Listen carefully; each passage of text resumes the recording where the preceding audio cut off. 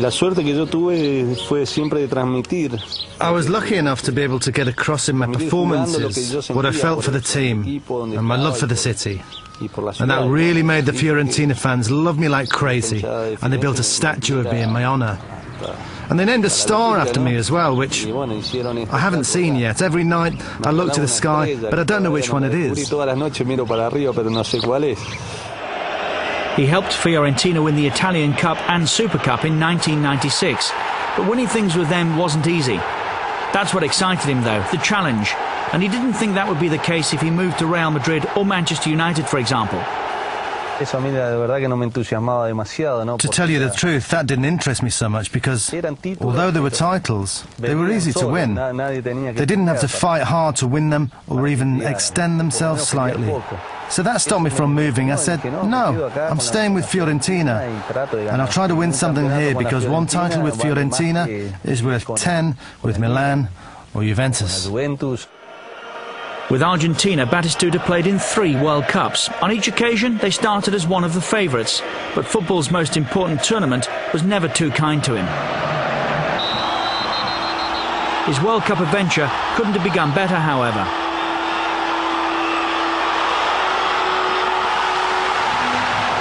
He scored a hat-trick in Argentina's 4-0 win against Greece in their opening match in the United States in 1994. If you gave Batistuta a rugby ball, he'd score with it. He could go 80 minutes without touching the ball, and in the last 10, he'd score a hat-trick. That's exactly what a goal scorer is all about. We were playing well, we had a solid team, and we had everything in place you need to win it. Experienced players, with a good pedigree, and we were all set. We also had Diego. Diego, of course, is none other than Diego Maradona. He scored his country's 3rd in that opening game, but after Argentina's following match, Maradona was expelled from the tournament for testing positive for the banned substance ephedrine. The Diego business hurt us, but I wouldn't use it as an excuse for the defeat to Romania.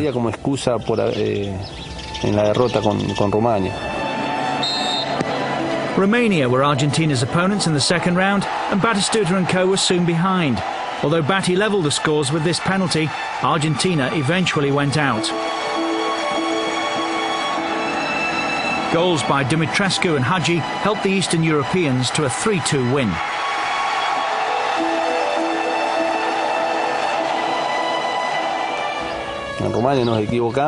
Against Romania, we made 2 or 3 mistakes, and we were on our way home. It's that simple. That team was capable of winning the tournament without Diego. And with him, there was no doubt about us winning it whatsoever. 4 years later, with Maradona now retired, Argentina travelled to France with high hopes of success. This 5-0 demolition of World Cup debutants Jamaica underlined that. Batistuta helped himself to another hat-trick and became the only player to score a hat-trick in 2 different World Cups.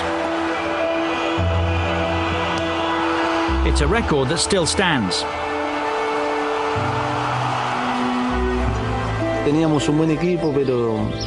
We did have a good side then, but compared to 94 and what happened with those players, in 98 we had a good team with some good players, but I just felt we lacked something. Batistuta was arguably the world's most prolific striker at the time, and his teammates realised how crucial he was to their hopes of capturing the trophy. He needed the ball 2 or 3 paces in front of him. Then, when he had space, and it was on his right foot, he made no mistake. He also could use his left and cause damage.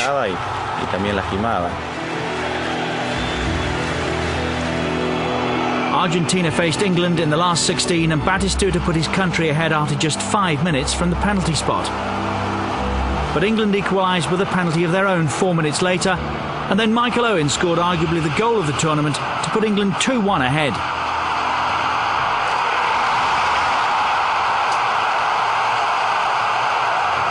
Shortly before the break, Veron released Zanetti, who made it 2-2.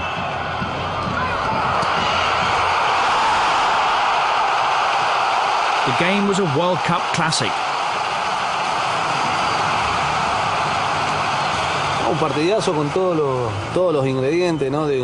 It was a great game with all the ingredients. An epic game between two strong teams. At that time, many people considered England the favourites. It was a game with skill and goals.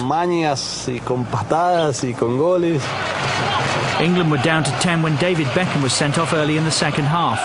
Batistuta had been taken off with 20 minutes left, and with no further goals after extra time, the game went to penalties. With Argentina leading 4-3 in the shootout, Carlos Roa saved from David Batty, and Argentina went to the quarter-finals.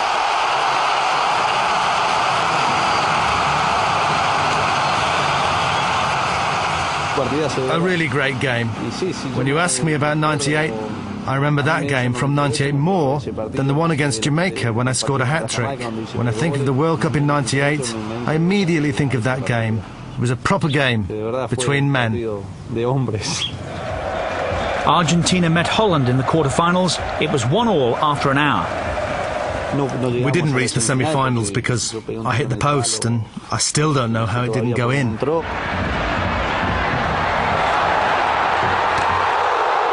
Then yet more World Cup heartache for Batistuta, courtesy of Dennis Bergkamp in the final minute.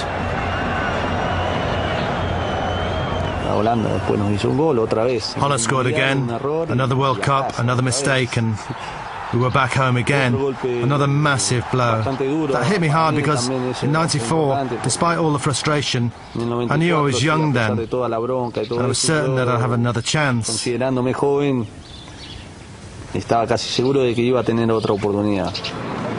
Now aged 33, Batistuta was aware that 2002 would be his final chance for World Cup glory. In the tournament jointly hosted by South Korea and Japan, once again they started as one of the favourites. And once again, Batty began in fine style.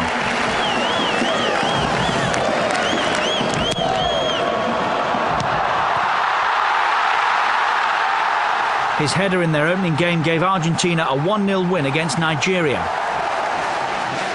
Next up was England, who were hungry for revenge after losing to Argentina on penalties 4 years earlier. It was a game lacking the drama of their previous encounter, despite Batty's best efforts, and it was decided by a David Beckham penalty in the first half.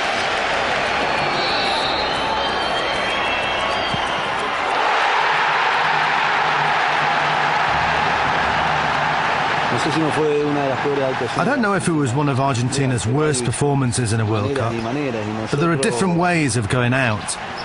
It's not the same thing when a bad team is knocked out in the first round than when a great team is. And I think we were a very, very good team. Batistuta captained his country in their final first-round group game against Sweden. Argentina had to win to guarantee their place in the last 16 and knew any other result could see them eliminated.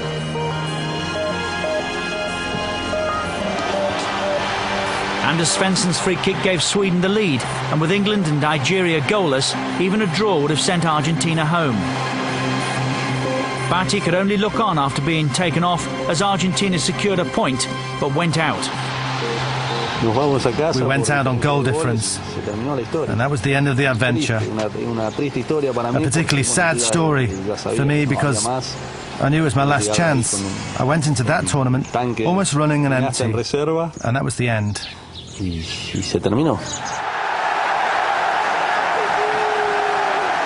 During that World Cup, Batistuta was still a Serie A player, but not with Fiorentina.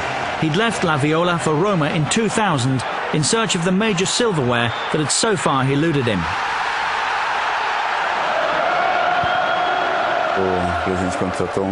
The president brought us a great striker who is very well respected and who was the focal point in attack for the team we were building.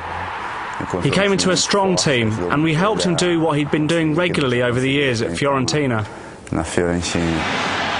And for once, luck was on Batistuta's side when Roma became champions of Italy in 2001.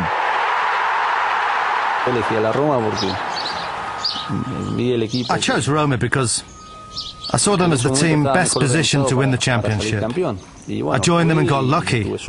I didn't have long left, 2 years at the top, and I couldn't make a mistake in choosing my next club, and thankfully, we won the title.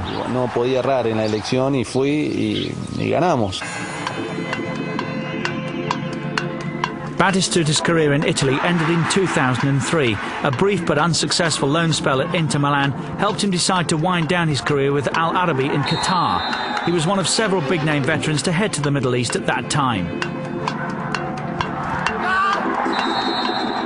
There he broke the Qatari League goal-scoring record with 25 in just 18 games during the 2003-04 season.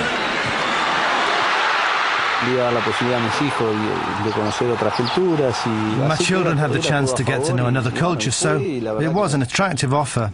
So I went and I really enjoyed it. So did the others who went. There were several great ex-players. We went to enjoy ourselves and have a good time and keep doing what we liked most, which was playing football.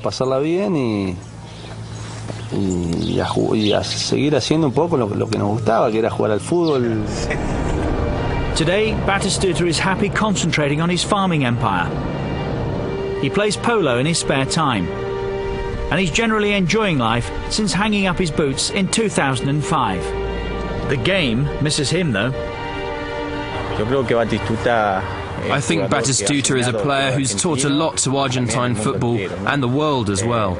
Ask any coach and he'll tell you that he's a player he'd want in his team. After a career that almost happened by accident, Batistuta eventually became one of the most feared strikers in the world. Batistuta was the best striker we ever had here, and we're never going to see his like again. We're not going to see anything like him from anyone, no matter what they're called. No. For me, he was the greatest goal scorer that I saw in my life.